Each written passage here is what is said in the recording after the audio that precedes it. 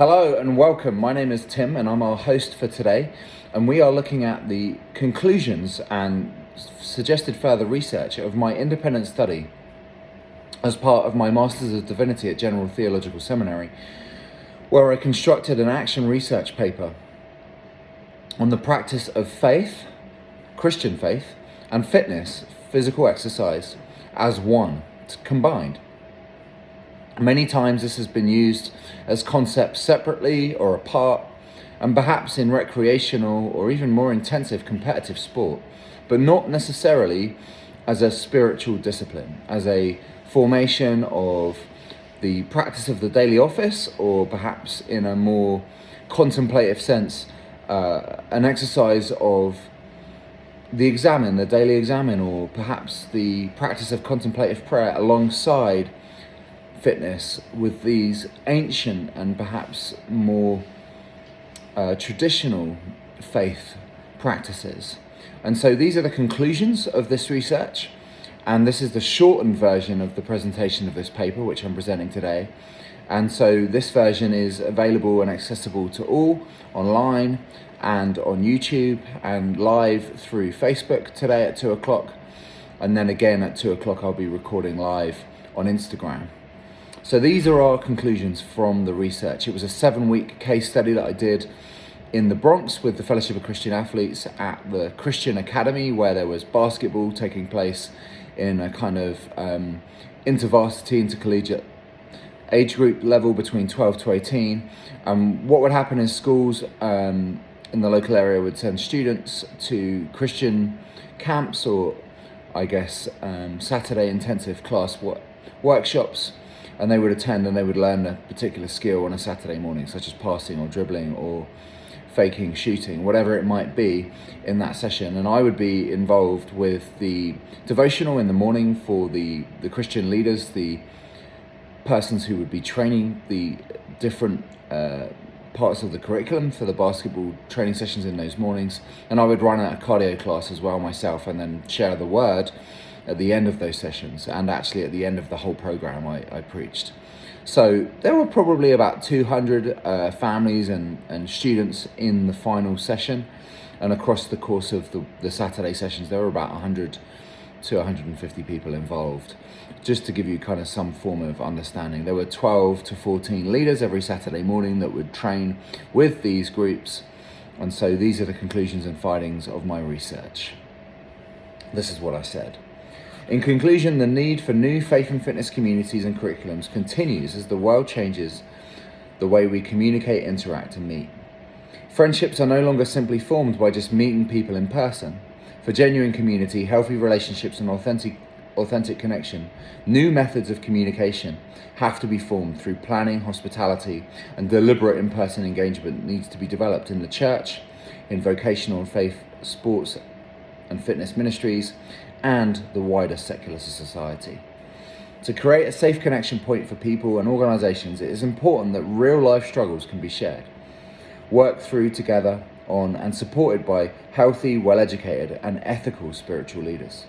Therefore, faith and fitness ministries, churches and Christian religious organisations must train, equip and ensure their work leaders and staff are well prepared to meet the needs of those whom they serve.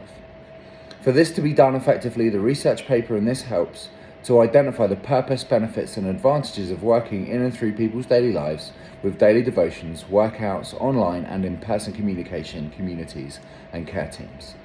The research objectives of this paper were created to develop a pilot curriculum and case study which will help identify some of the different needs of individuals, groups and family-based communities. Participants stressed the importance of the need for in-person gatherings, and some even sought both in-person meetings and some online Zoom check-in meetings during the week. Through more engaged conversation in the focus groups and small group discussions, participants expressed a desire for a variety of teaching on both sacred and modern sports or fitness spiritual disciplines, and a demand for specific fitness programs and varied sports offerings for both age groups and different levels for all abilities of every participant. Much work needs to be done to develop the pilot curriculum.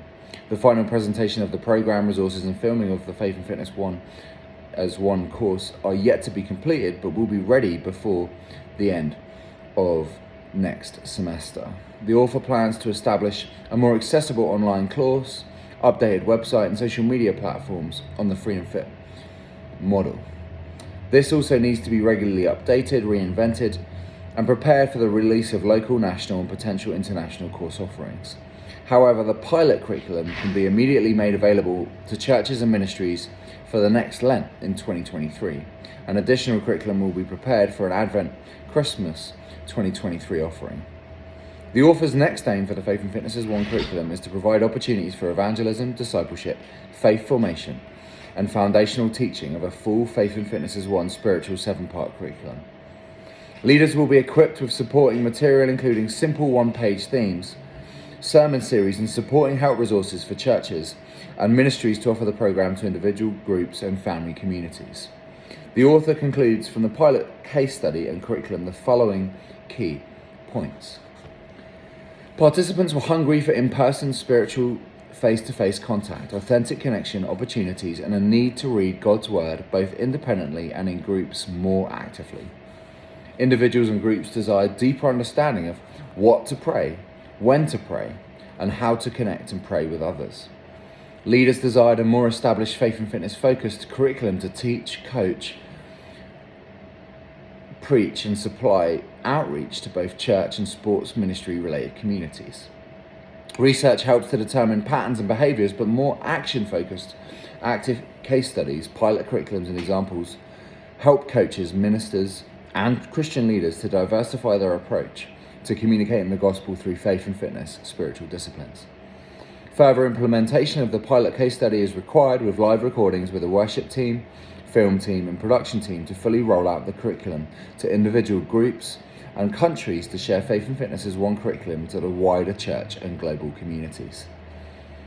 Then from these conclusions were further research, which were for future active or action research in lieu of this particular project.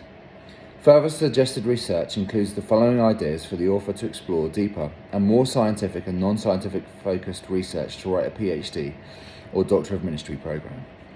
Further academic study of ancient spiritual prayer practices and modern sport or fitness activities to assess the impact of movement and meditations of Christian spirituality and sport on individuals, groups, and communities.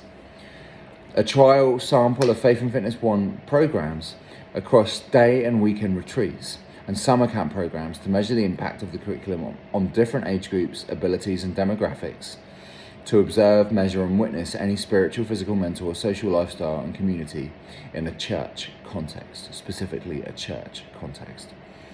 Develop the concept of a flagship faith and fitness community modelled with full clinics, camps, and curriculums to be owned, run, and developed in the future by the author and his wife with a full-time calling and career in an ecumenical context. And then finally, a full program, curriculum, and retreat centre for individuals, groups, and communities, utilising the author's research on faith and fitness, not just as one spiritual practice, but to become a spiritual community and potential summer camp in a ministry context. Finally, the author would like to encourage readers to join the Free and Fit community via @FreeandFitNYC on YouTube and Instagram to find out more about the Faith and Fitness as One spiritual practice available to groups, individuals, churches, or ministries. Further implementation and practical access of the curriculum will be made available in December 2023. Thank you for listening today, and do follow us on @FreeandFitNYC. God's peace.